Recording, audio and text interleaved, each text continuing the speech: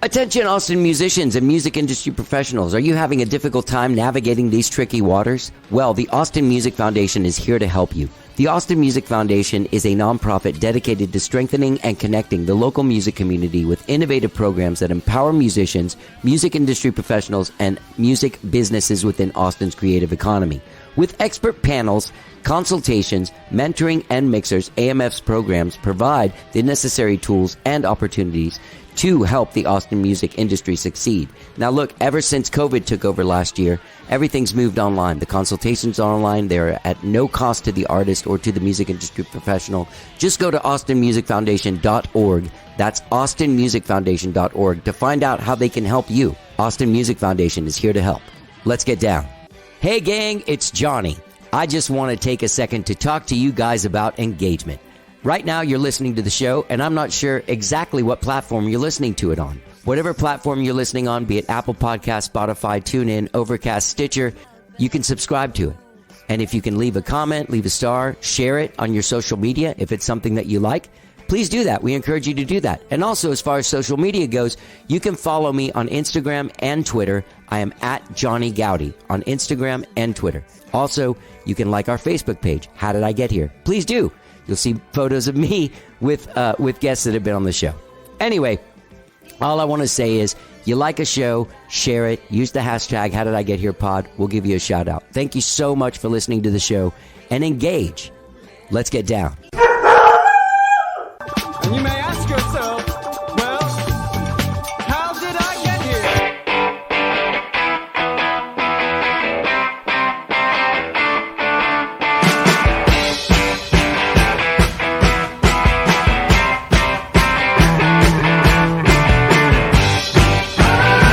It's time for How Did I Get Here? And now here are your hosts, All right. Hello. I'm Johnny. I'm your host. Welcome to the show. I hope you guys have all had a good week. So far, maybe you guys had a short week because of Labor Day on Monday. That was exciting. Gang, I want to quickly thank everyone for all of the feedback on episode 1200 and episode 1201 and 1202. We're doing 3 episodes this week. So episode 1200 with legendary bass player Rudy Sarzo from Ozzy Osbourne, Quiet Riot, White Snake, Blue Oyster Cult, Dio, Jeff Tate's Queensryche. He played with Yngwie Malmsteen. He played with so many people. Back out on the road with Quiet Riot. Thank you guys for all the great stuff. If you didn't get to listen to it, it's a 2-hour conversation with a legend where we cover a lot of stuff about life. A lot of stuff about life, like he gets into how quantum physics helped him understand the Bible. So we go to some odd places. It's not just Ozzy Osbourne pooping in shoes, but I do bring that up. Also, Monday's show with the Swan Song Serenade group, including Christine Albert, my dear old friend since I was 14, and of course Adrian and Celeste Quesada, who had the #1 Spanish album earlier this summer, Latin album, Boleros Psicodélicos, my favorite album of the year. Honestly, not joking. Those are great shows, and of course legendary songwriter Jack Temchin. So if you didn't listen to that one, go back and listen to it, man. Jack wrote Peaceful Easy Feeling and Already Gone for the Eagles, co-wrote You Belong to the City, Smuggler's Blues, and The One Who Loves You with Glenn Frey. Huge hits. Also, Slow Dancing, Swaying to the Music. You know that song? Remember that from when you were a kid?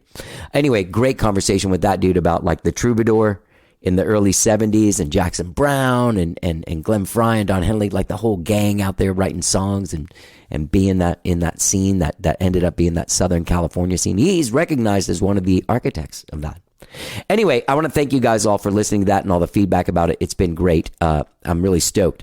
I have another great show for you today, but before we get into this, let me tell you real quick, you guys know I work with the Austin Music Foundation, specifically in their artist development program. And Wednesday, we introduced the 6th class of Austin Music Foundation's artist development program.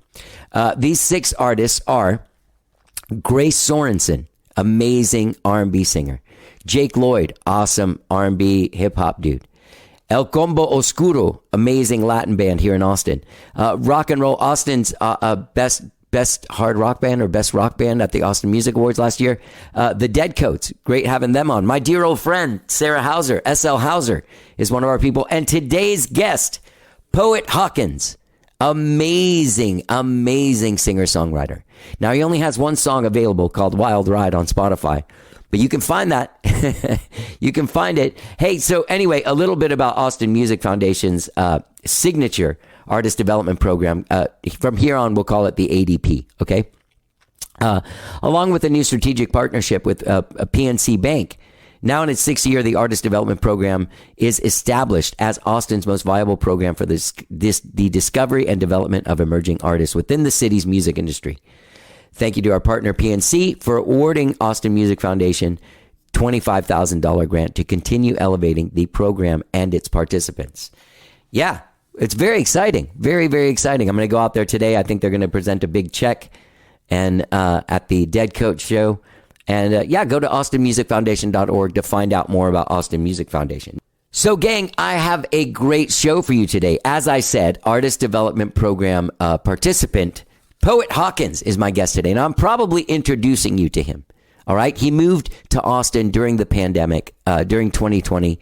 Kind of tried to get his bearings and kind of get feeling around. He moved here, I think, from LA, and he moved here, started playing some open mics, and has released one song that's available on Spotify. It's called Wild Ride. It's an amazing song. We got to hear more songs from him, but the way that we pick the artist development program is, there's a playlist. People submit, our group of people go around looking for music. We all submit bands and people choose, and then it gets pared down. But when we all heard Poet Hawkins, no one had heard of him that works at AMF, and we were like, who is this guy? So anyway, as I've gotten to know him, because we've been, doing meetings for the last couple of months and stuff, and, you get to know these people and vet them before you bring them into the program. It was great getting to know Poet Hawkins. He's such an amazing artist. I've gotten to see him live. I've gotten to have him over to talk about his involvement in the artist development program and also just his journey. And I mean, he's 43 years old. But he's just now emerging as an artist. And sometimes, man, it takes a while for a flower to bloom. And this one is super worth it. We have such a great conversation. You can find him on Spotify and on Instagram. He doesn't have a website. It's Poet Hawkins, okay? And I'm looking forward to introducing him to you guys. You guys are going to love him. I promise you. Check out this song, Wild Ride. It's the one that I'm playing here on the show. And then, look him up on Instagram. Follow him. Go to austinmusicfoundation.org to find out more about our artist development program and what you can do to get involved. We're going to be having some shows here coming up. I'll be announcing them. There's going to be one at ABGB here in October. So we're excited about that. Very excited. All right, gang. Without further ado, let me introduce you to an amazing songwriter and such a lovely man. I'm glad to call him my new friend. This is Poet Hawkins and me chatting it up. Let's get down.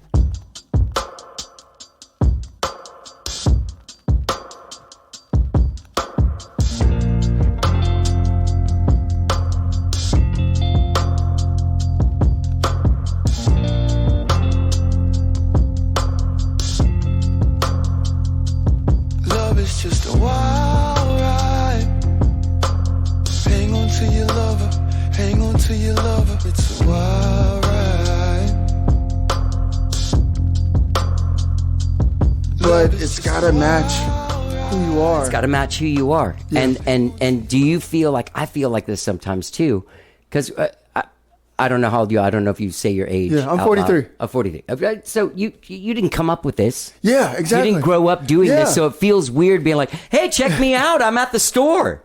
You know, like, yeah, totally. But there's people that are really fucking, like Alex's brother, AJ. Mm-hmm. He's posting all the time, but it's real. It's a part of who he is. Yeah, and there's like a sense of humor to it. Exactly. You got to figure out your voice on there. Sure, totally, totally. I have to too. Yeah. It's not easy for people over 35. Yeah, and how it fits in. I mean, I love songwriting. You know what I mean? So how does this fit with me needing to make sure I do my songwriting time? You know what I mean?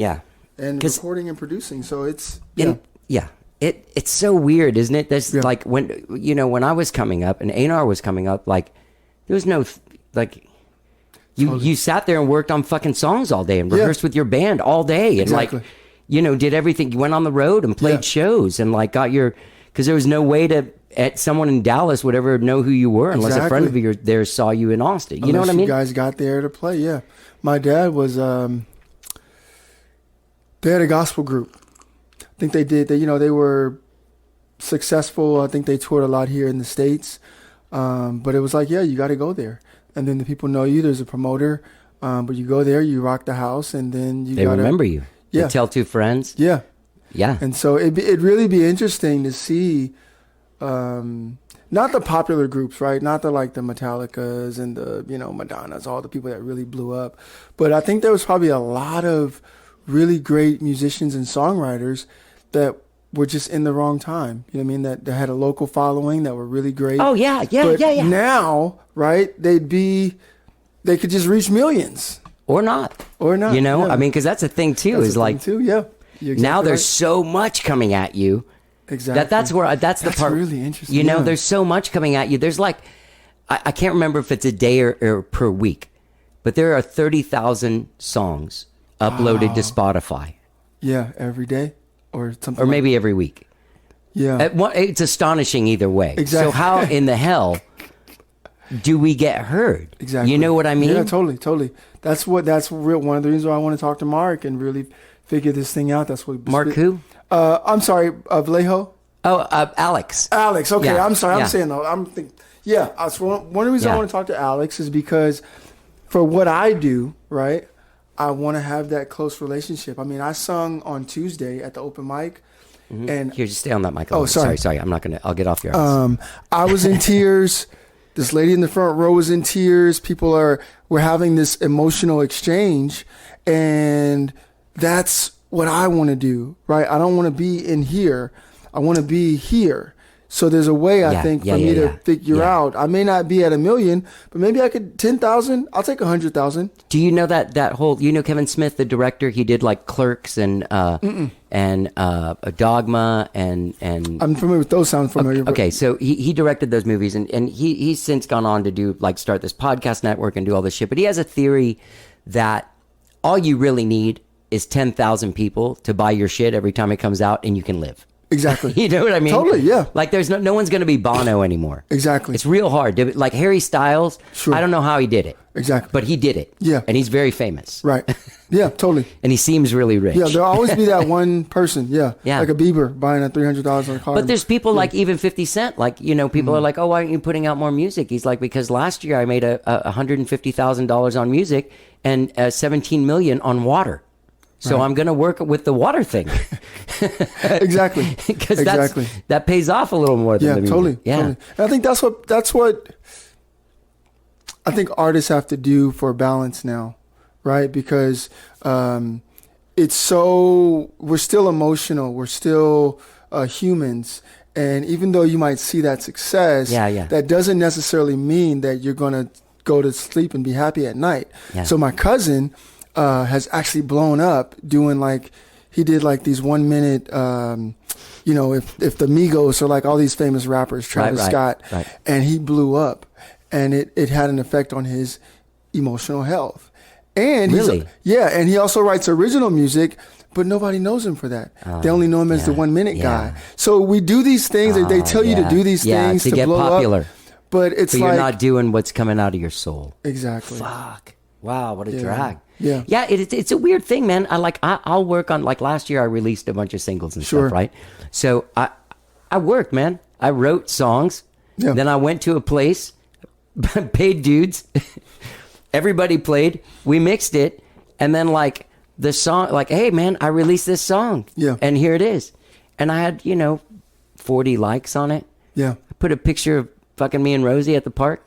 215. It's like, what? Exactly. Why? Yeah, why? I worked really hard on this stuff. Totally, yeah. Yeah. It's weird because everything is kind of content now. Yeah. And it seems like there's something like even this, to me, a podcast is content. Sure. We didn't spend months getting this together or, whatever. This is just two people relating to each other, connecting, and someone can enjoy that like a fly on the wall. Totally. But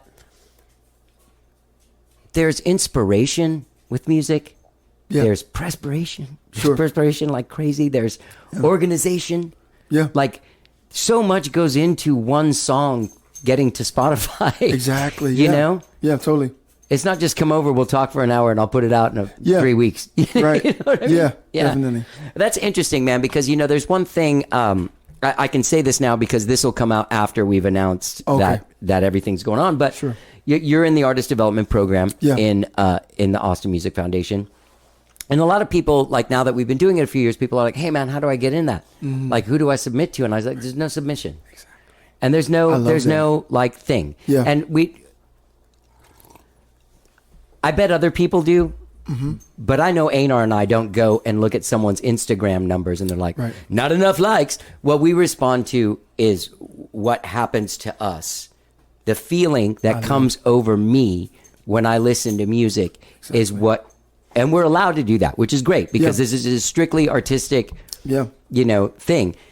And like your song, like, I don't know, did you, because I was like, I don't know where the hell Einar found you, but I mean, that was like, and all of us responded the same way. Like, the fuck is this guy? Like, Jesus Christ, this guy's amazing. Yeah. Like, I love that story of finding AMF. Yeah. Did you go in for a consultation? Is that? Well, yeah. So not even before that. So I was living in LA. I love LA, performing around LA, but it's so expensive. The culture, the people are changing. My wife went to school in Abilene, and she has friends in Dallas and Houston. So I said, I'm taking my wife out of California, but I don't want her to be away from her community. She actually didn't want to come. So I said, I'm going to Austin where there's a music scene because I had known I'm a musician that Austin was like the music capital of the world or, you know, shows and things of that nature. Yeah. So I said, hey, we're going to Austin because you can't decide and I'm a songwriter. To get to Austin during the pandemic, no shows, not going outside, not singing anywhere. So I spent the first year just writing. Yeah. That's where I finished Wild Ride. Such a beautiful song, man. Yeah. And then eventually, so fast forward a year, the beginning of this year, I start going out. And I go to House Wine. And not the first time that I went, but one time I went and some guys were talking. And this guy was like, yeah, and there's this thing that's called AMF. And it's basically a nonprofit. And, you know, you talk to this guy. And I was like, that sounds interesting. So I put it in here. I think I might have made a note, right, in my phone. You know, check out AMF. Yeah. Saw it, had the thing with Einar. And now I know that my life it will never be the same. And it's amazing. Well, like don't put too much pressure on us, dude. Yeah. Well, no, because I think the thing is, and I was thinking about this on the way over here, is that music is not something that you do by yourself, right? 100% of nothing is nothing. That's exactly right. You see what I'm saying? Yeah. Oh, so if I do believe that there's a way to monetize what I'm doing. I don't want 100% of that. Right. You know what I mean? Right. I want to share. I want to be helpful to other people. And I know that there are areas where I need help. Yeah. You know what I mean? So whether that's a manager, whether that's whether that's players. That's what we saw too. Like exactly. you fit the description. Like, you know, there might be people that might be more, talented. No. Oh. No, because all of that's subjective. Sure. You know what I mean? You're great to us. There's no, this guy's better than that. It's hard for me to do that with music. Mm-hmm. Like if your presence, you know what I'm saying? Like I could see some people in town going like, and who is this guy? I've never even why did they get him and not me? I have 15,000 followers or whatever. And the thing is that like with you, it is a unique situation. First of all, you came and sought out AMF, so you know what we're kind of about. Sure. You know, whatever the hour that you spent with Einar. But with you'll come out of this 6 months later with a couple of songs, having played some higher profile shows, and having some connections with some musicians that are out there doing stuff that you can touch base with. And that's the main thing, because Einar and me came up in this scene. Yeah. And people it wasn't through AMF, but we have mentors. My Yeah. mentor is a guy named Mark Hallman who owns the recording studio, the Congress House. Okay. He's a producer here. And they taught us all the shit. Yeah. You know, and now it's our turn to turn around and make sure that this thing that everybody loves about Austin stays in place. And what that is people being acknowledging that we're family and Sure. treating each other like Exactly. that. Like Yeah. being there for each other. Exactly. And that's the beauty of the scene. Yeah, definitely. You know? So, all right. Let's figure this out. First of all, you are a great songwriter. Wild you, Raid, amazing song. But that's the only thing that you guys out there can Yeah. find Yeah. from the great poet Hawkins. Yeah. We're gonna get more out there. We are. And yeah, it's coming. Yeah. It's been one of my, I hate to use the word struggles. It's hard to capture the magic of me performing live Right. in the studio, and sometimes even by yourself, finding the right players, finding the right producers. There have been just a few instances where I felt like everything has come together on the same page. Yeah. And I think I had to mature, but also you got to find the right producers who are going to work to get the magic. One example is there's a song I wrote called Broken Road. Guy heard it. We went into his studio, recorded it, had a decent version of it, right? Didn't do much with that, but we came back to it some years later and really found that magic in that sweet spot. And sometimes that's what it takes, right? It takes not just piling some stuff on top of what you already have. It really takes maybe taking something apart and saying, where's the magic in this, and how do we keep that and add to that? So. Yeah, and also shine a brighter light on the magic. 'Cause Sure. that's the main thing. It's Sure. like you're the thing. Yeah, exactly. So, how did you record Wild Ride? So Wild I Ride like that I point at my notes so the audience knows that while they're sitting in the was car. recorded at my home studio. Okay. I played everything that you're hearing on the record, and that was a lot of fun. It was mixed by my great friend Garfield Adams in LA. Really great mixing engineer, mastering engineer. And it was one of those ones where I really just finally sat down and took the time to put everything together with the drum loop and the piano, and it just really started to feel good. Yeah. And I was able to complete. I was able to get it to a point where I felt comfortable releasing it. I'm happy with what we did. Obviously, there's some things as a musician that I'd like to. It must be weird that there's one thing out there. Does that, like, you're like, I need to get more things out there because there's just one. Yeah, one of the things about that is I do want more out. I do have more. I have a lot of material. Yeah. Actually, I write records and then they never come out. There's a record called Monte Carlo. I think it's like 18 songs in. Sure. That I'm still, fingering, still dealing with. But one of the things I want to make sure is that I can keep doing it and keep releasing it at that quality. And part of that issue for me has really been financially. Yeah. It's like, do I, Fucking expensive, man. Yeah. So it's like, do I pay some guys in a studio and a producer to have, 3 to 5 songs and then it's just there? Or do I invest in myself so that I can Buy the studio always keep making it? Because you never know, right? And we're in an age now where you could put a song out. I mean, I think Wild Ride is at like $13 right now when I went into my distro kid. Yeah, so, baby. You just never know. So I have more music that I'm ready to share, and that's one of the things I'm loving about working with AMF is because I want to give it directly to the people, and then I want it to be out there, and I want everything to really be symbiotic. So I'm super excited. Yeah. Man. And during this time we'll be able to sort of also gather some folks to sit down and talk to you about sort of like structuring all the online totally shenanigans. Totally, yeah. And one of the things too is that just music in that digital world. Mm-hmm.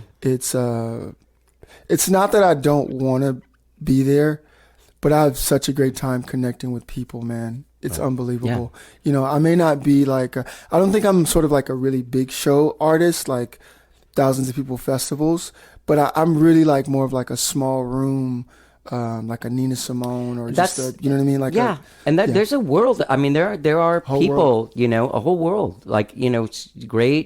Do you know Mary Gauthier? Like in the singer-songwriter world, she's... I heard part of that interview though. Yeah. Yeah, you exactly. know, I mean, yeah. she's out there in Europe, and you know, going from living like those house concerts, man. You make a fuckload of money, Yeah, man. You make totally. like 25, 3,000, 5,000 bucks. You know. Yeah. All right, so you know what's funny is I think there's so much of you that comes out just through that one song that Sure. like I felt like I had an idea of who you like. That's you don't know how hard that is for some people. Sure. To put their personality in like a 3-minute thing. Yeah. And when you meet that person, you're like, yeah, that's the guy from the song. Yeah, He's a totally. sweet guy, you know, Yeah. nice guy, thoughtful. Yeah. You know what I mean? Yeah, that's my Wild Ride is my voice and is the message, and it's been a beautiful journey of writing to get to that point. My father's a songwriter, so I think I got I always tell people I have the DNA. Okay. My father's an excellent songwriter, and Okay, so wait, where did you grow up? I was born in LA, grew up in North Carolina, so I spent most of my like teenage rearing years. Oh, nice. And then I came out to California right before I graduated high school. Finished high school and followed my brother out to Orange County to go to Cal State Fullerton. Didn't like it. Didn't really like LA, the thing. Went back a couple of times. Came back. And then once I finally got my guitar and started music, the rest is history. So your dad was a songwriter and he was traveling Yes. with a gospel group. What Yes. about your mom? My mom, just a businesswoman. Okay. I think she played a little piano. Just a businesswoman? Yeah. Well, my mom, actually, what's great about my mom is that she had a gymnastics studio. She had a tax business. She had, just she had her own office. And now that I'm older, I can look back and was like, Mom, how did you do that? You had 3 kids. You were a single mom. You know what I mean? She would do these like bus tours and, Oh, so your parents were divorced when you were a kid. Yeah. Okay. Yeah, How many brothers and sisters you have?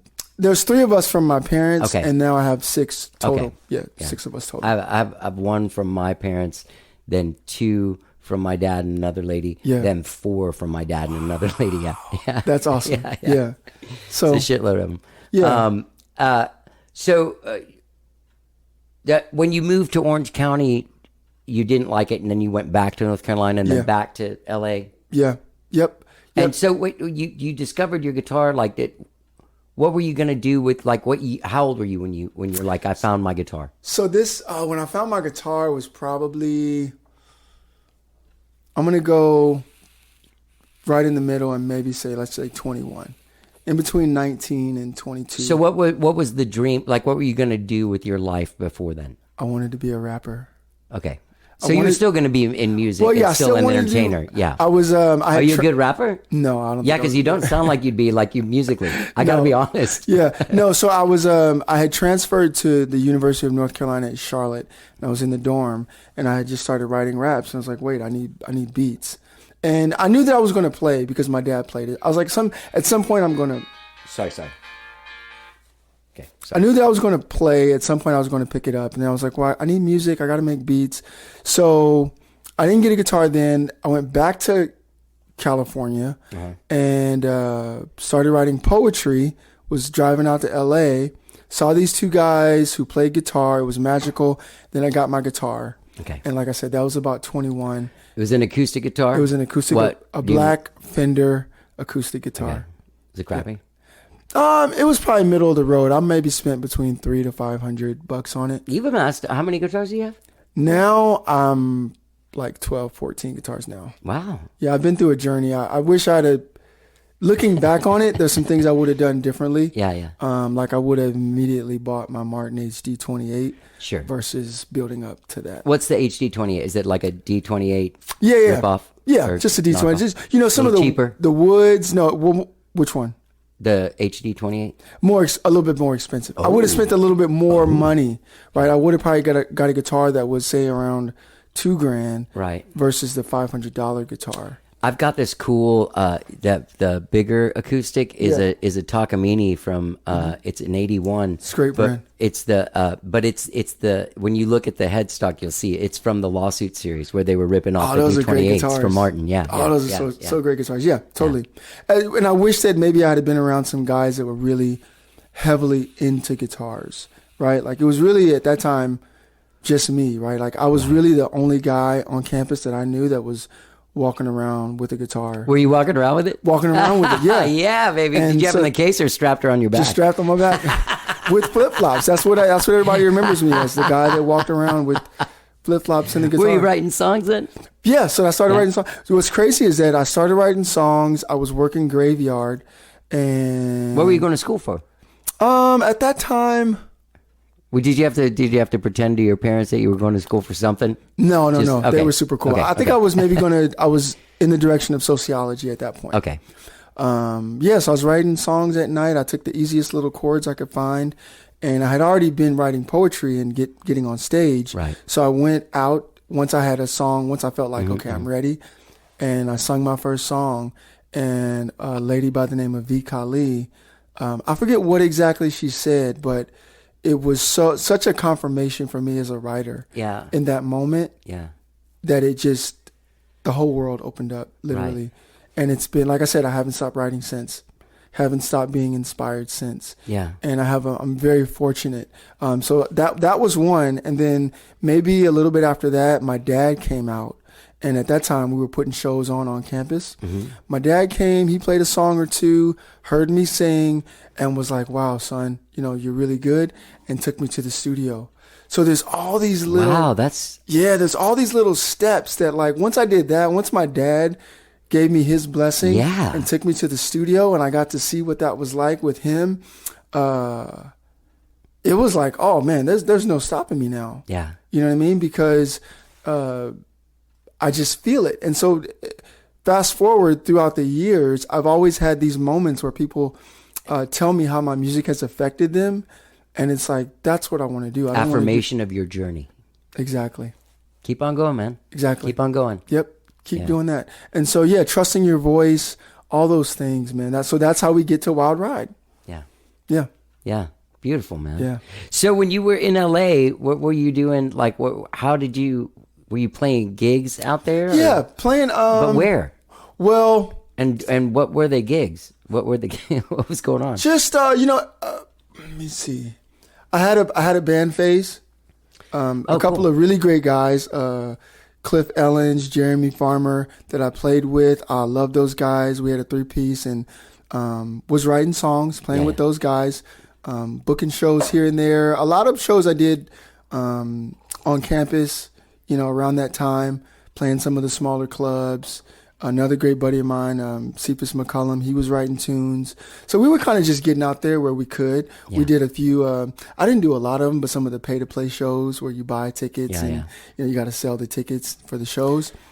I always wonder because Einar and I did like these showcases out there at the Viper Room. Mm-hmm. Yeah. Yep. I wonder if those were that and they just didn't Similar. nobody told us because they didn't want us to feel bad about ourselves or something. Yeah, Viper Room, all of those. Yeah, we Yeah. played those clubs, Hotel Cafe, as you got. That's a very prestigious like acoustic solo place. Yeah, and that's small room. So I played the small stage and I played the big stage a couple of times. Yeah, but I think some of the cost of living out there, and as I got older and wanting to make sure that my band was taken care of, then it becomes like, okay, this is made more money than I could, afford. So I had an opportunity to travel a little bit, thanks to a good buddy of mine named Kevin Sandblum. Went to Charlotte, Atlanta, went to Nashville for the first time. Oh, really? Yeah, with my then girlfriend, now wife. That was super How long have you cool. guys been together? 10 years. Wow, awesome. Yeah. Congratulations. So I've always gravitated towards the stage. I really like, I almost don't want to say open mics because I feel like it gets a bad rap, but being in front of people. It gets a bad rap from me. Yeah. Like, I'm so sorry, but it does. No, it does. Yeah. It does. And we can go down that road. Yeah. I mean, there are ones that are like, when I moved to Austin in the early 90s, sorry to interrupt you. No. There's a place called Cactus Cafe. I love Cactus. Fucking killer room, Yeah. right? Well, they had one on Mondays that was run by a really popular songwriter, fucking killer. Yeah. And there were other people that were like, oh shit, like, but it seems like those things are a great place to go and sort of like start getting your barriers, but a lot of it is just a bunch of people patting each other on the back. Exactly. For just doing it. Exactly. Which is really important, and you need that, but if you're gonna, sometimes you got to get kicked out of the nest. Sure. And get your ass kicked a little bit and be like, oh, I'm not as awesome as all those guys said I was. Yeah. And people, I think what I've seen from being here in Austin is that some songwriters don't realize that people are listening. People are listening. How do you mean that? Well, sometimes I think people just want to hear themselves sing. Yeah. Right? They just want to, some just want to hear themselves sing, or they just want that feeling that you get from being on stage. Yeah. Right? Because who doesn't want to be like applauded? Yeah, you're on a journey. Some of those guys are just, hey, this is what I do on Mondays, man. It's real cool. Yeah. I write a song during the week, and it just kind of keeps me, which is great. Right. But some guys, like, you're a lifer. You're a pro. Yeah. And you need to, like, get out of the nest and get your ass kicked a little bit. Yeah. Get out there in the world where there's people that are like way better than you. Exactly. Like, and you're like, whoa, shit. Yeah, definitely. And so and you grow exponentially. Like, you can grow so fast once you're able to step outside and the hardest thing I think for an artist, and I know I've said this a bazillion times, but it's the truth. A&R in my life were changed. Sure. We were playing together in the 90s. Wow. Out there slugging it out like 5 nights a week, 3 sets. Sure. Getting drunk as shit because that's all you can really do in those situations, and just hanging in there. Yeah. And there was no plan forward to get out and do the thing. Sure. We were professional musicians, but we were just going in circles. Sure. And we weren't really moving the needle, so to speak. Totally. And then we got this manager that was like, well, I mean, because you guys are good. And we're like, no, we're great, dude. People are like, you're a legend. Like, Yeah. well, you're not a fucking legend, but you can be. Right. You just got to be better. And we're like, hey, man, I am Johnny Gowdy. It's like, yeah. And no one really cares. You know what I mean? Like, and then you start being like, wow. Well, and then you think about like, oh, well, what? Think about your own show and like what happens when someone just walks in with no context. Mm-hmm. Are they seeing greatness? Right. No, they're not. They're not. I gotta change my shit. Yeah, totally. That's it. And then once you do that, you grow so fast. Yeah, totally. Like with that band, we got this manager guy, and in I want to say this. I want to put this timeline right and not make it exaggerative, but this is very true. We got this guy working with us in like February of 97. We went into the studio. He brought us into a studio. He worked at a publishing company. He didn't really have any pull there, except he was friends with the engineer, and he was like, hey, bring in this band. Let's try and fucking do something with the band. So we went in there and we did this thing, and that was in February, January of 97. And then by that fall, we had changed our band. Our drummer got a guitar player and stuff, and I had flown to LA to write with like professional songwriters. Sure. And we were our 3 songs were being shopped to every label in the world. And then like a year and a couple months later, we started negotiating our first record deal. Wow. And within a year and a half, we were signed. Yeah. And in LA making a record. You know what I mean? That's it. So that's Yeah. how fast everything changed once we were able to step outside of ourselves. And, Sure. and we had a great team. Yeah, I'm not totally. going to take anything away from them. They had the reach, but we also rose to the occasion. Sure. So, yeah. Those things are pretty important. Super important. And I equate that to with me, and I don't remember how it happened, but I got objective about my songwriting. Yeah. I wasn't always, and I'm still working on this, but I don't think I was ever a great chorus writer. And Like for that, like the raise your arm. And yeah. I've always been good with words. Yeah. And turning those around. Yeah. And I thought my verses were like verses have been strong. Yeah. But when I got objective and was like, sometimes like, hey man, that chorus isn't working. Yeah. That verse, is that the best verse? Is that the best way to say that? It really, I think, took me up another notch. Totally. And like with what you guys, it can really change your whole trajectory. Yeah. It just takes someone that you trust saying something real to you that when in out of love. Exactly. Like, I want you to be better. Yeah. I want to come in here and like start crying when you're playing a fucking song. That's that's the experience I want to have at a Poet Hawkins show. Sure. You know? That's it. I want to see you, and the second you start playing, everyone just completely gets quiet. Like the Cactus. That's the other beautiful thing about that room is like, I haven't played there in years. Wow. Yeah, it's still great. I used to play there all the time. A few weeks ago, and the sound, the room, the history of it, it's still very, very magical, but a lot of back padding still. Yeah. What music are you, like, obviously you wanted to be a rapper starting out, but like as far as like singer-songwriters, like who are your guys? Oh man. Or gals? And I'm going completely out of order. I really love what James Morrison has done and is doing throughout his career. There's somebody I got put onto right now named Donna Missal. I like her writing. I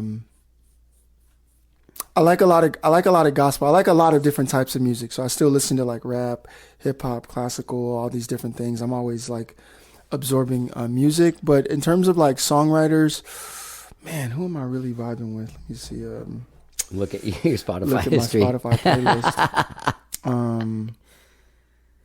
What's cool? I mean, I think there's just so many. And this is there's so many great songwriters right now. Yeah, I'm on the hunt. Love some of obviously the greats, and then I think there are a lot of people who are just making great music. Is it too late to submit for that Dripping Springs Songwriters Festival? That might be a good step into something. Do you know about this? I'm not sure about that one. Yeah. I wonder if what I saw was they were announcing or what. It's called Dripping Springs Songwriter, but apparently it's good. They have it at a bunch of clubs, and you can meet other people that are doing the same thing as you. That's the other thing too, is like, just like in the Mary Gaucher's girlfriend. That's how I know Mary is. I'm real good friends with her girlfriend, Jamie Harris, who used to live here. Phenomenal songwriter, like capital P. Yeah, totally. Phenomenal. Maybe all caps. Yeah. Phenomenal songwriter, phenomenal singer, phenomenal performer, everything. Yeah. She's amazing.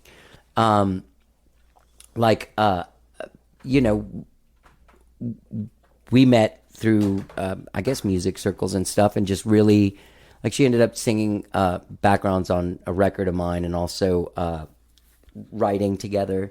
And do you do any writing with people? I want to do more co-writing. Yeah. I'll write a song with you. Yeah, I would love to. Yeah. And I actually thought about that. I was like, I want to write. There's a song. Actually, I have a song. Okay. Yeah. Yeah, good. Totally. I don't want to have to come up with the idea. Yeah. But I'll help you write your song. Definitely. I think it'll be a cool idea. Yeah. I just got a new phone and I had to transfer all my voice notes. It's like, everything is like. Like all those little notes.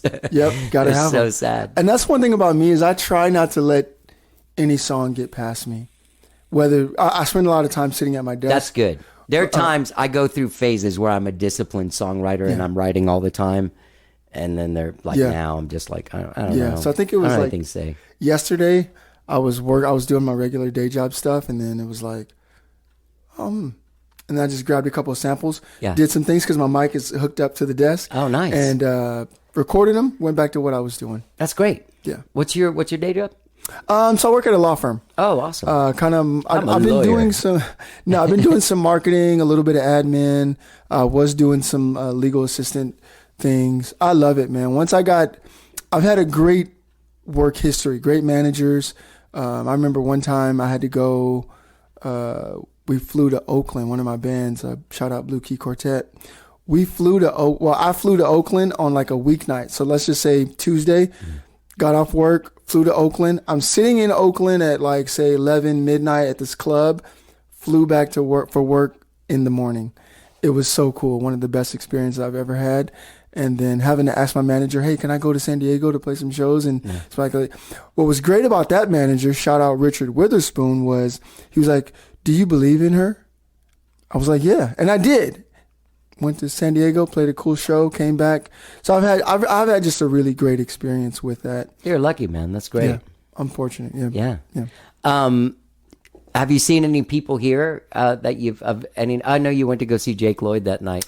Jake Lloyd was super dope. He's awesome, right? Jake Lloyd was, man, amazing show. What a nice guy too. I haven't caught a lot of, I would say maybe somewhat major acts. Austin Yeah. Cameras. Yeah. But some of the people that I've met are really special. Right. Yeah, really special songwriters. We still need to go to that thing. She's not back yet. Oh, okay. Yeah. She's out on tour with Steve Earle. Sure. So- Yeah.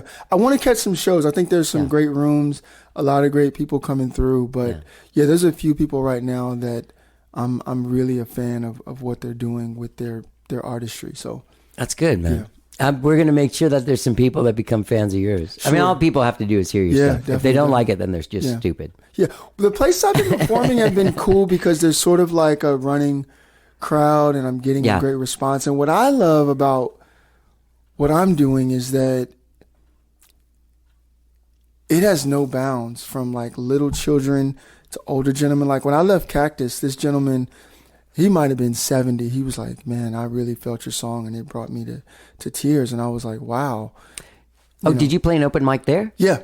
Oh, well, keep on playing that one. Cause Yeah, good. Cactus is great. It gets a little bit cold for me. Like when cold rooms, my hands kind of start to lock up. But yeah, I definitely want to be there. Cactus is great.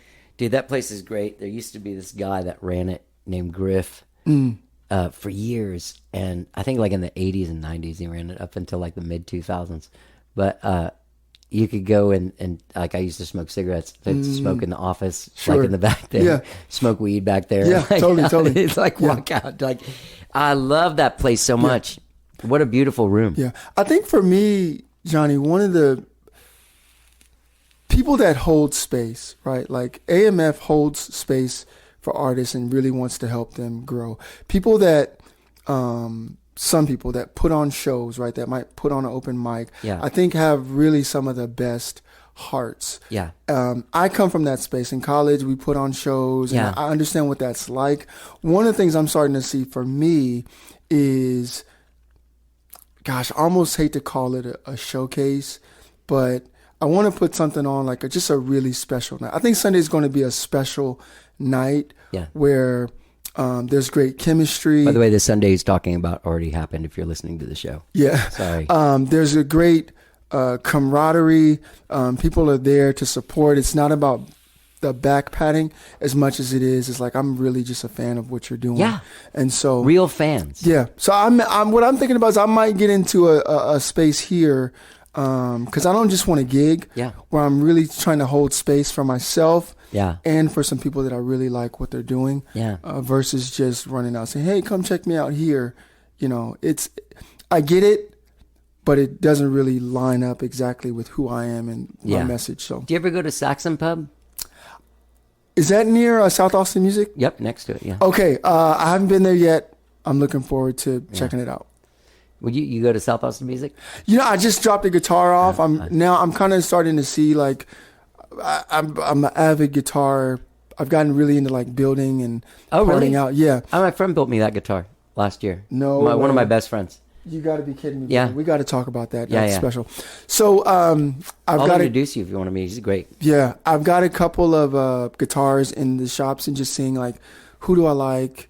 You know, getting my thing. Oh, getting your stuff worked on? Yeah. Okay. Getting my stuff worked on. So, yeah. I want to check out Saxon Pub, sure. But you didn't meet a guy named Sean at South Austin Music, did you? Very jovial dude. They were great guys. Guy like, hey, how you doing, man? Like just maybe I didn't get any names. That's my godson. Oh wow. Yeah. Maybe I did meet him then. Me and Einar have known him since he was like 12. Wow. Yeah. No, they were. I really enjoyed their customer service. Yeah. I enjoyed the variety of guitars that they had. They had a couple of guitars that I've been looking at that the major retailers don't carry. Yeah. And I was like, oh man, this is a really cool place. So I played Bill's wedding, the owner of it. Wow. Recently. Like that's a couple awesome. years ago or something. Yeah, I've known that guy. We were actually neighbors. Wow. In like 1993 for a while. That's like next great. door neighbors. Yeah. Have you been to Austin Vintage? Yes. Yeah, that's a good great place. store. Yeah. One of the things about Crazy. Austin Vintage is You wish you were a millionaire when you were I know, right? But when you get up close to a really cool vintage guitar, it's like nothing else. And so a lot of these guys that are doing like a lot of the companies Right. they're doing like the that's relic. Yeah. But Yeah, if it but- was actually the age that it looks, it would have a smell. sure. Yeah. But so this I had bought a relic Ibanez 335 and I was like I fell out of love with it. It's not the same.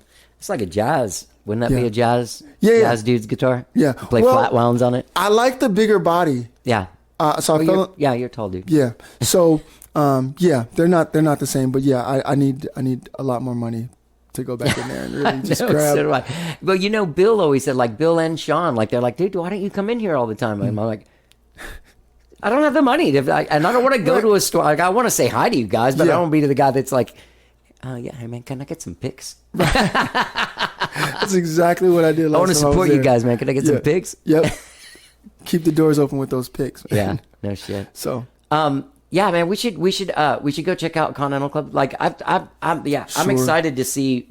I'm excited to see how this town takes to you, and sort of like, I don't know. Yeah. I'm just excited to see what people say because they're just going to be like, "What?" yeah, I'm looking forward to it, man. There's Yeah. some great rooms and a great history here in Austin, and I'm loving just what I'm hearing, the stories and the venues, and even people telling me. I guess one of them is maybe Moody, like the new Moody versus all the.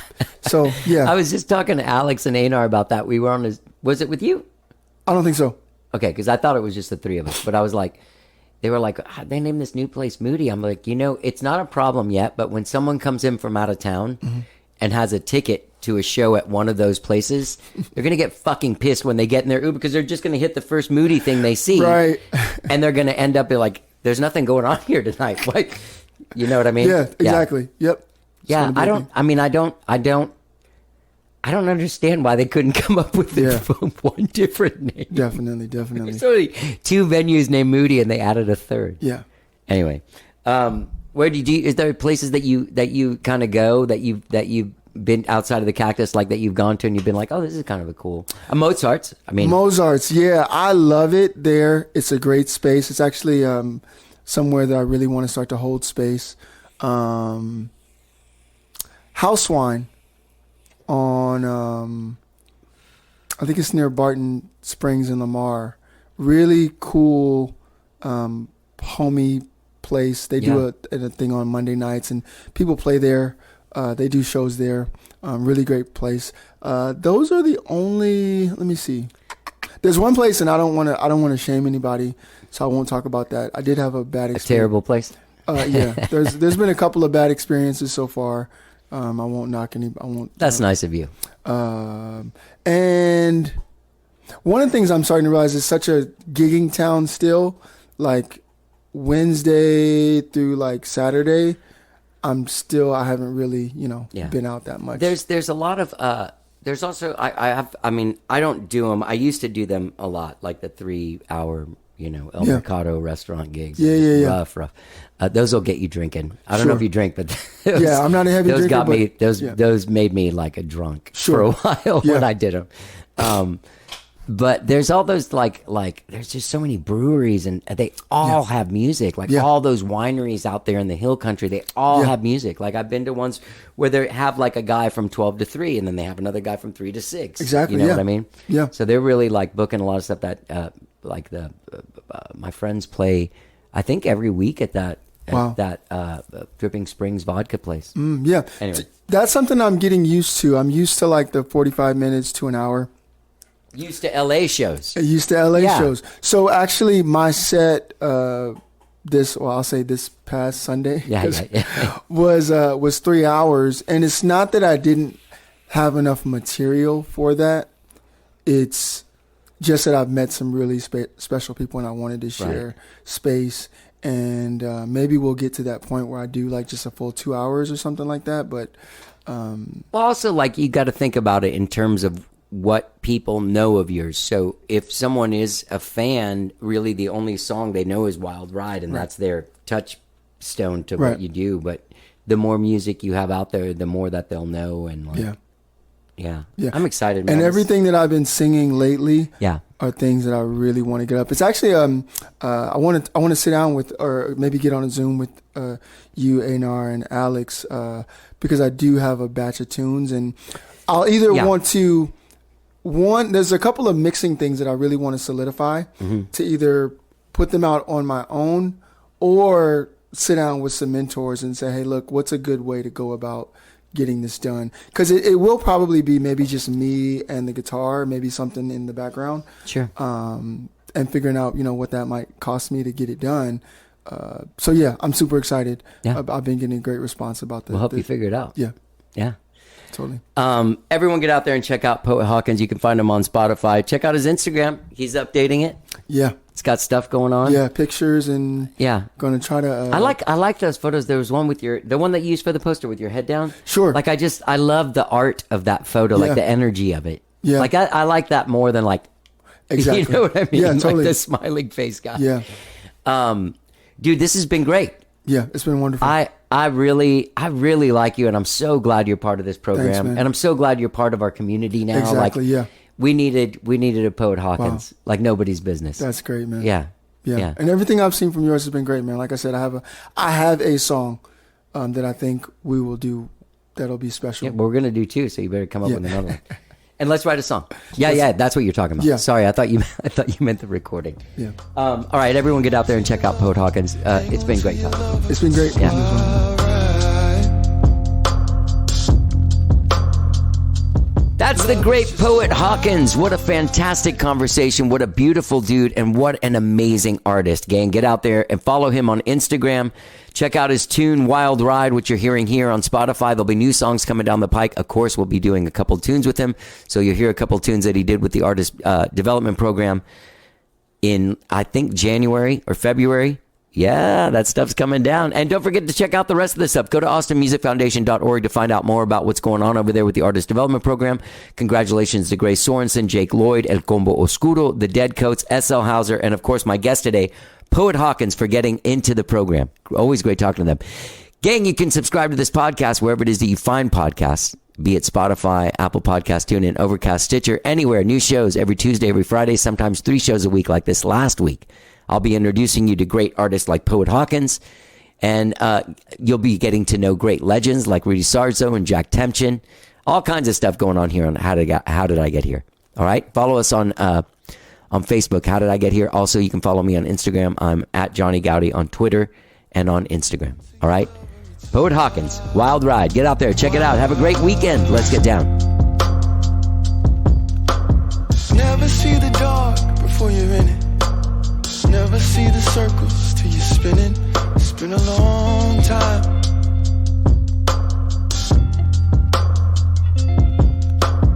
Never need the truth in the beginning.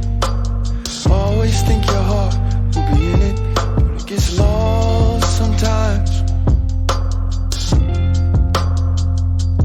Love is just a wild ride. Hang on to your lover, hang on to your lover. It's a wild ride. Love is just a wild ride. Hang on to your lover, hang on to your lover. It's a wild, wild ride. Never feel the fire till it's burning. Never know the danger when it's perfect. Love is blind sometimes. Always thought forever was the target. Lately every aim is broken hearted. Gets hard sometimes. And when you're upside down and the words are wrong, and you're scared to say that your wings don't work, keep hanging, hanging on, just keep hanging. When your heart is good, but the clocks are slow, you're scared to death, but the love is gone, keep hanging, hanging on, just keep hanging.